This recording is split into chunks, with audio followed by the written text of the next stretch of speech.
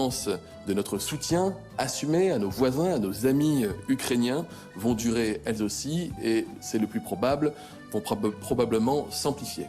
Face à cela, nous accélérons notre préparation pour faire face aux risques réels de pénurie en énergie qui pourraient intervenir à compter de cet hiver.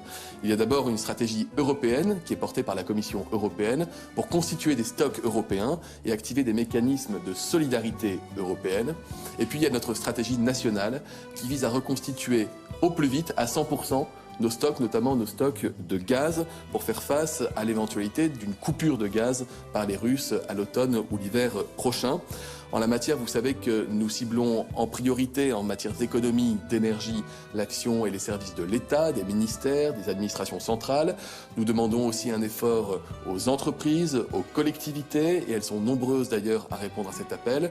Mais nous demandons aussi un effort citoyen aux Françaises et aux Français. Et en la matière, il n'y a pas de petits gestes. Chaque énergie que nous sommes capables collectivement d'économiser aujourd'hui, c'est de l'énergie dont nous serons sûrs de pouvoir disposer l'automne et l'hiver prochain. Je vous cite quelques exemples. Quand on part en week-end ou quand on part en vacances, on débranche un maximum de prises électriques parce que sinon ça continue de consommer de l'énergie.